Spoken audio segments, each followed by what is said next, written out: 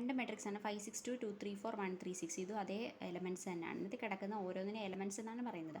ഇപ്പം ഇവിടെ ഈ മെട്രിക്സ് എ മെട്രിക്സ് ബിക്ക് ഈക്വൽ ആവണമെങ്കിൽ രണ്ട് കണ്ടീഷനാണുള്ളത്. ഒന്നെന്ന് പറയുന്നത് all the elements should be equal, എല്ലാ എലമെൻറ്റ്സ് സെയിം തന്നെ ആയിരിക്കണം. അതുകൂട്ട് ഡയമെൻഷൻ ഷുഡ് ബി ഈക്വൽ. ഇതിൻ്റെ ഡയമെൻഷൻ എന്ന് വെച്ചാൽ 3/3 ആണ്. 3 റോയും 3 കോളം ഉണ്ട്. ഇവിടെയും 3/3 തന്നെയാണ്.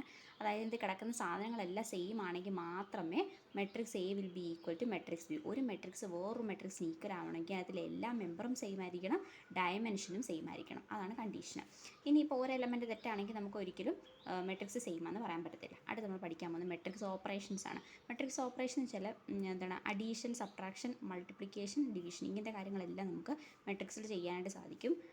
അതിനെപ്പറ്റിയാണ്. മെട്രിക്സ് ഡിവിഷനെ പറ്റി നമുക്ക് പഠിക്കാനില്ല. മെട്രിക്സ് അഡീഷൻ, സബ്ട്രാക്ഷൻ, മൾട്ടിപ്ലിക്കേഷനെ പറ്റി, സ്കെയിലർ മൾട്ടിപ്ലിക്കേഷൻ, ഇതൊക്കെയാണ് പഠിക്കാനുള്ളത്. അപ്പം മെട്രിക്സ് ഓപ്പറേഷനത്തിൽ ആദ്യം വരുന്നത് അഡീഷനാണ്. Addition simple. അഡീഷനും സബ്ട്രാക്ഷനും ഒരുമിച്ച് പഠിക്കാൻ പറ്റും. അഡീഷൻ ആൻഡ് സബ്ട്രാക്ഷൻ എന്ന് പറയുമ്പം രണ്ട് മെട്രിക്സ് വന്നിട്ട് 2 3 1 4 5 6 2 3 1 1 2 3 ഇങ്ങനെയൊക്കെ തരുമ്പം നമ്മൾ ജസ്റ്റ് ഈ എലമെൻറ്റ്സ് അങ്ങോട്ടും ഇങ്ങോട്ടും ആഡ് ചെയ്താൽ മതി. Addition subtraction, if they have same dimension they are conformable for addition subtraction എന്ന് പറയുന്നത്. സെയിം ഡയമെൻഷൻ ആയിരിക്കണം. ഇവിടുത്തെ ഡയമെൻഷൻ 2/3യും ഇവിടുത്തെ ഡയമെൻഷൻ 2/3 തന്നെയാണ്. ദേ should have the same dimension. ഇവിടെ 2/3 ആണെങ്കിൽ ഇവിടെയും 2/3 തന്നെ ആയിരിക്കണം. എങ്കിൽ മാത്രമേ നമുക്ക് അഡീഷൻ സബ്ട്രാക്ഷൻ ചെയ്യാൻ പറ്റത്തുള്ളൂ. ഇത്രയും സിമ്പിളാണ്.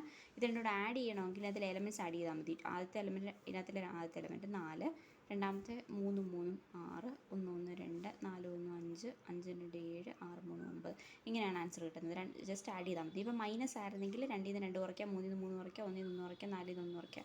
അങ്ങനെ ജസ്റ്റ് അഡീഷനും സബ്ട്രാക്ഷനും അത് കൺഫോർമബിൾ ആവണമെങ്കിൽ, അതായത് അഡീഷൻ സബ്ട്രാക്ഷൻ ചെയ്യാൻ പറ്റണമെങ്കിൽ they should have the same dimension. ഇവിടെ 3/3 ആയിരുന്നു, ഇവിടെ 3/3 തന്നെ ആയിരിക്കണം.